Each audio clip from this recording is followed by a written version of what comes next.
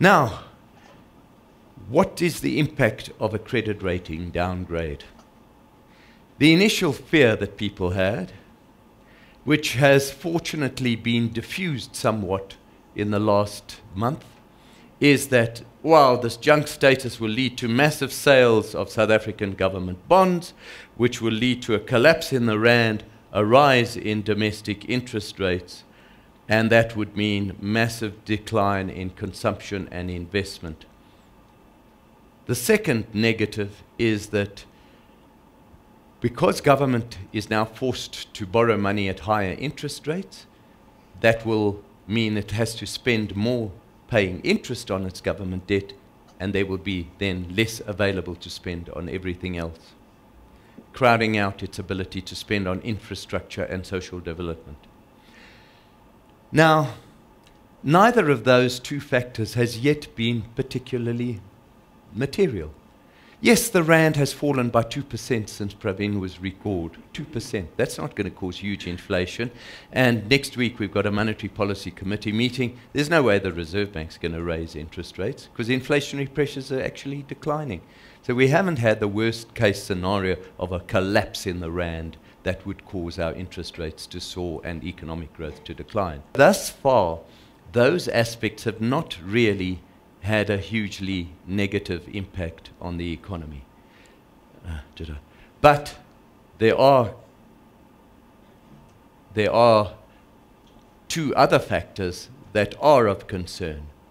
The first is uncertainty about further credit ratings downgrades and just general political uncertainty and the damage to confidence that the psychological facet that we are now junk status is having on the business community and on the desire to invest.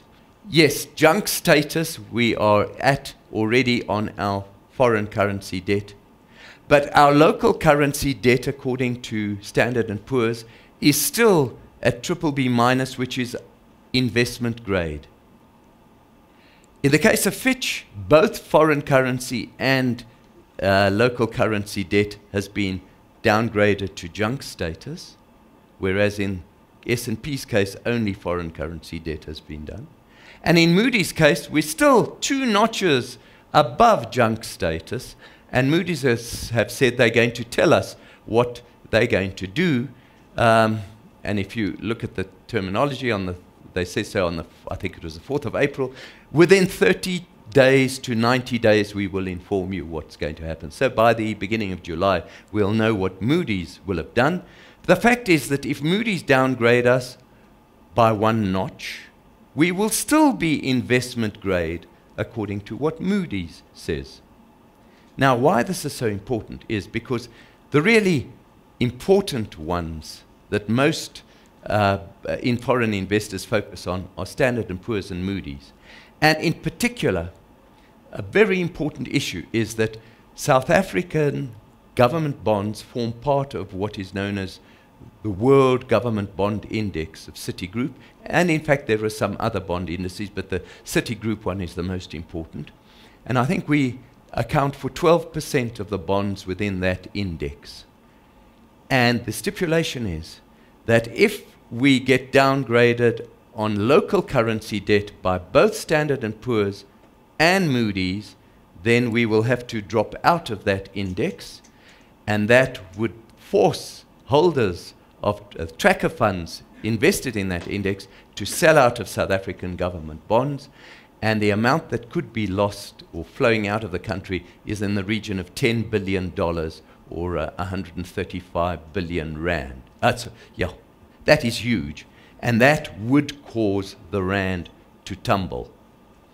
But right now, we are not there yet, and that's why, in many respects, we have not seen the worst case scenario.